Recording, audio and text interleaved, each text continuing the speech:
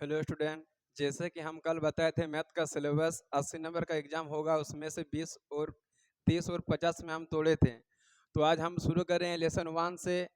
Lesson bye lesson बताएंगे और उसको पूरा नोट्स के साथ में मिलेगा आप लोग का, इसमें से कौन लेसन से कितना नंबर रहेगा। तो जो मेरा पहला लेसन है मैथ में वास्तविक संख्या, इसमें से मेरा टोटल कितना मार्क्स का पूछेगा? 7 मार्क्स।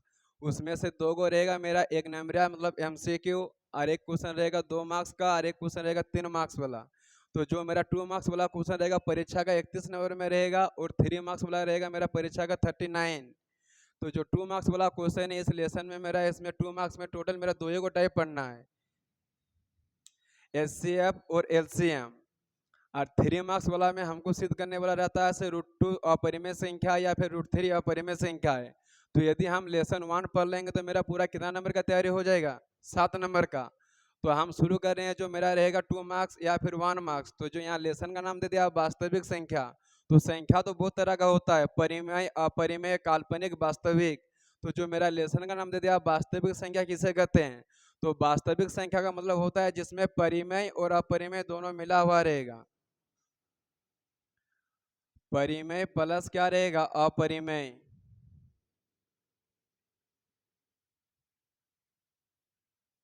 तो परिमेय और अपरिमेय का सम्मेलन रूप को ही क्या बोलते हैं? वास्तविक संख्या। तो अपरिमेय संख्या में क्या हो गया? जिसका रूट का अंदर मान नहीं निकलेगा। जिस तरह हम लिखे हैं √3, तो √3 का पूरा पूरी वर्गमूल नहीं निकलता, इसलिए क्या हो गया? अपरिमेय संख्या। लेकिन रूट का अंदर यदि हम लिख दें यहाँ पर √4, तो यहाँ पर भी रूट है, यहाँ पर भी रूट है, लेकिन √4 का मेरा वर्गमूल कितना होता है? 2। तो मेरा √4 जो है मेरा क्या होगा? अपरिमेय संख्या नहीं होगा। तो हम बोले हैं वास्तविक संख्या किसको बोलेंगे? अपरिमेय और परिमेय का सम्मेलन को। तो जो मेरा यहाँ पर अपरिमेय किसका, अपरिमेय हम बोलते हैं किसको है? तो जो रहेगा रूट का अंदर में जिसका मान पूरा पूरी दिया हुआ या फिर निकलेगा नहीं। तो यदि हम लिखें √3, तो √3 का पूरा पूरी मान नहीं निकलता है। यदि इसका मान लिखेंगे तो मेरा पॉइंट में होता है 1.73। और परिमेय संख्या जिसको हम लिखते हैं P/Q, और नीचे में क्या नहीं होगा? 0। और दोनों का HCF कितना होना चाहिए? P और Q, इस दोनों का HCF यदि मेरा कितना होगा? 1।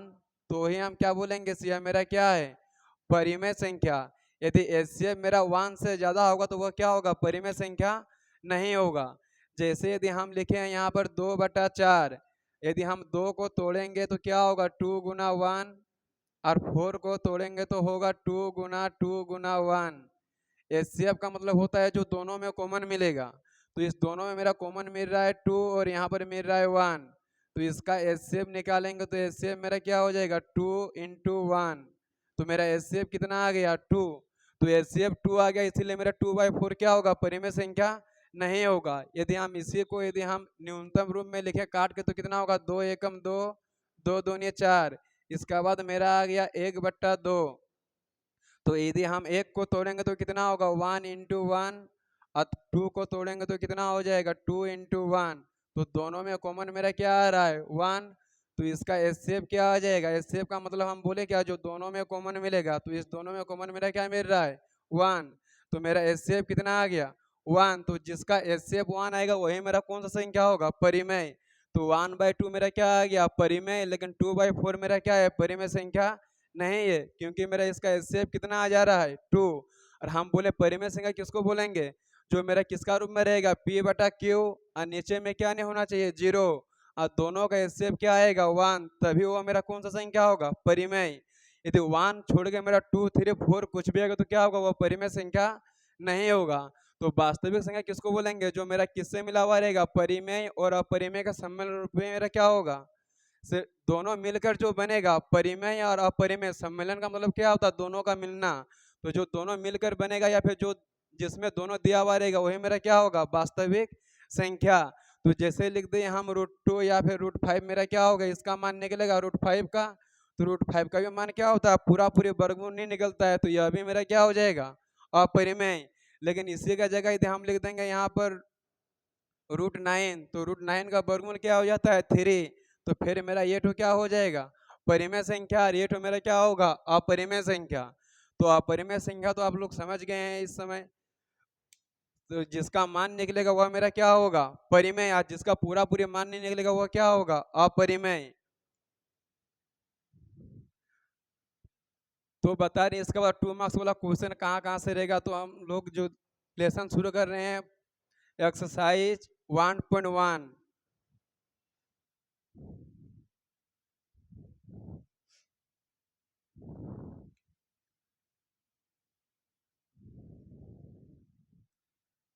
एक्सरसाइज 1.1। तो हम यहाँ लेसन शुरू करने से पहले लिखे थे टोटल कितना मार्क्स का पूछेगा 7 मार्क्स। तो बताए थे दो को क्या रहेगा MCQ और एगो रहेगा 2 मार्क्स वाला और एगो रहेगा 3 मार्क्स वाला। तो 2 मार्क्स वाला जो क्वेश्चन रहेगा देखिए कहाँ से रहेगा या फिर टाइप क्या रहेगा 2 मार्क्स वाला का। तो 2 मार्क्स वाला में टाइप दो एगो रहेगा, एगो टाइप 1 और एक लिख रहे हैं टाइप 2।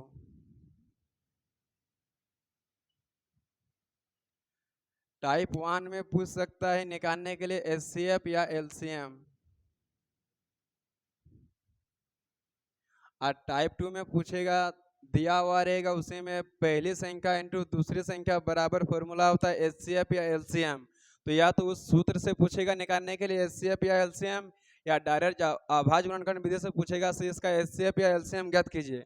तो 2 मार्क्स वाला में मेरा पूछेगा HCF और LCM में या तो अभाज्य गुणनखंड से पूछेगा या तो आपका एक फॉर्मूला होता है पहली संख्या इंटू दूसरी संख्या बराबर HCF या LCM। इससे दो टाइप में से मेरा क्या पूछेगा 2 मार्क्स वाला। तो जो इसमें रहेगा HCF या LCM, इसमें भी क्या रहेगा HCF और क्या रहेगा LCM। ये वाला बोलता है निकालने के लिए अभाज्य गुणनखंड से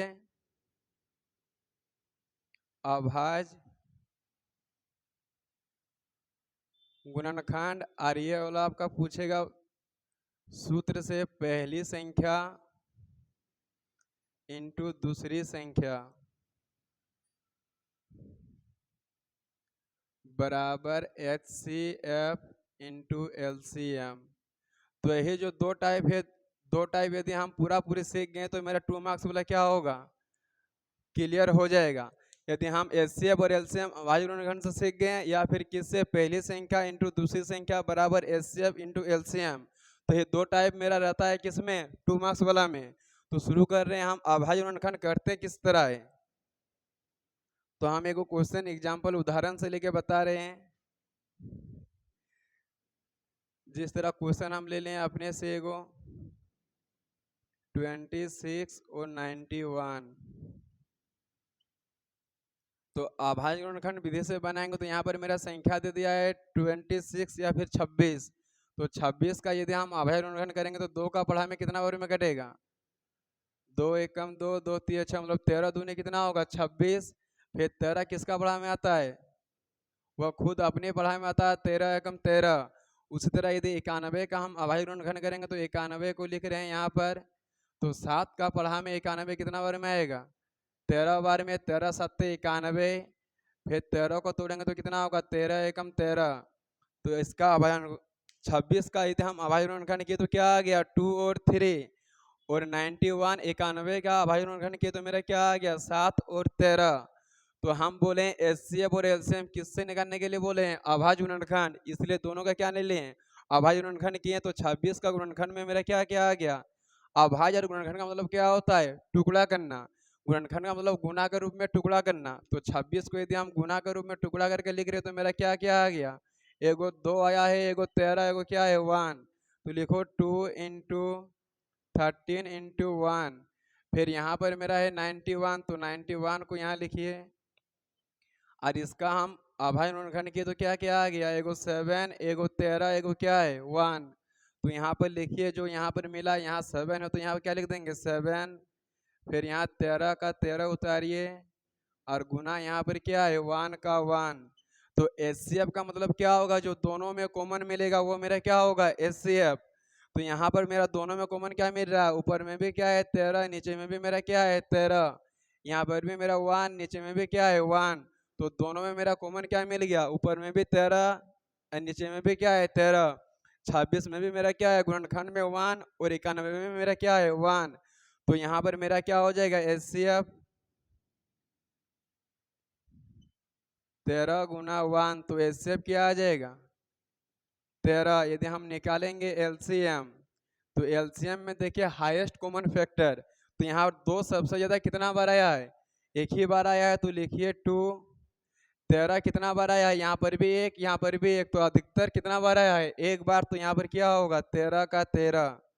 1 अधिक से ज्यादा कितना बार आया है, एक बार। तो यहाँ पर क्या आ जाएगा, 1 का 1। और यहाँ पर 7 अधिक से अधिक हाईएस्ट कितना बार आया है, एक बार। तो यहाँ पर क्या आ जाएगा, 7। तो यहाँ पर गुना करेंगे तो कितना होगा, 2 गुना 13 26। 26 गुना 1 कितना होगा, 26। और 26 को 7 से गुना करेंगे तो कितना हो जाएगा, 182। तो यहाँ पर कितना हो जाएगा मेरा, 182।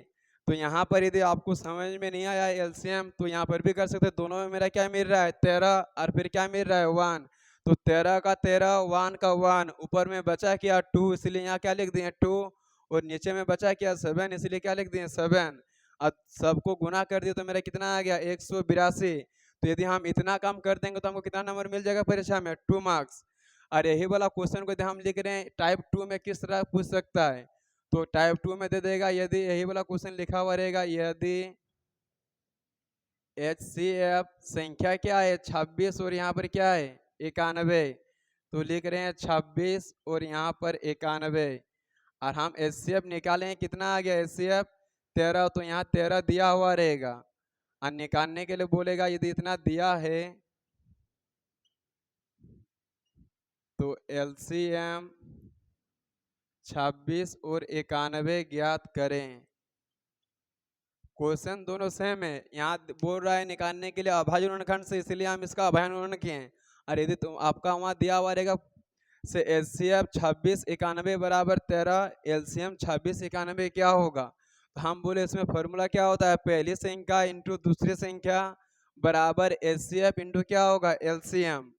तो यदि हम यहाँ लिख रहे हैं, मेरा संख्या दिया हुआ क्या है, एगो 26, एगो क्या है 91। तो सूत्र 2 लिखिए जो ऊपर में लिखे हैं, पहली संख्या इंटू दूसरी संख्या बराबर HCF इंटू LCM। तो मेरा पहली संख्या दे दिया है 26, तो यहाँ लिख दीजिए फर्स्ट संख्या 26 दिया हुआ है। दूसरी संख्या सेकंड वाला मेरा दिया हुआ है 91, तो 91। और दोनों का HCF मेरा दिया हुआ क्या है 13, तो HCF का जगह क्या लिख देंगे 13। निकालने के लिए बोला है LCM, तो जो निकालने के लिए बोला है उसको उसी तरह रहने के लिए दीजिए, LCM का LCM। गुना ठो बराबर के इसे रहने से क्या होता है, बट्टा मतलब भाग। तो बट्टा में ले इसको क्या होगा, 26 गुना 91 बट्टा में 13 बराबर क्या होगा LCM। काटेंगे तो 26 13 से कितना बार में कट जाएगा, 2 बार में। 13 एकम 13, 13 दूने कितना होगा 26। 91 को 2 से गुना करेंगे तो LCM कितना आ जाएगा 182। तो यहाँ हम निकाले थे फिर भी मेरा LCM कितना आया 182। यहाँ पर भी निकाले तो कितना आ गया 182। तो दोनों में मेरा आंसर सेम होगा। और दोनों में से कोई एक ही टाइप पूछेगा, नंबर मेरा कितना मिलेगा 2 मार्क्स, या तो अभाज्य ऋणखंड या फिर ये सूत्र से। तो इस बार अभाज्य ऋणखंड पूछा है, चांस है अगले बार इससे पूछेगा या तो फिर इसी से पूछेगा। तो जो 2025 में जो क्वेश्चन आया था 124 और 154 का अभाज्य ऋणखंड विधि से HCF ज्ञात करें। तो अभाज्य ऋणखंड विधि क्या है, सबसे ज्यादा इंपॉर्टेंट यही वाला है, क्योंकि 99% चांस इसी से पूछता है प्रत्येक साल क्वेश्चन अभाज्य ऋणखंड से। तो यहाँ तक उतारिए, फिर बता रहे हैं हम step by step, type bye type question.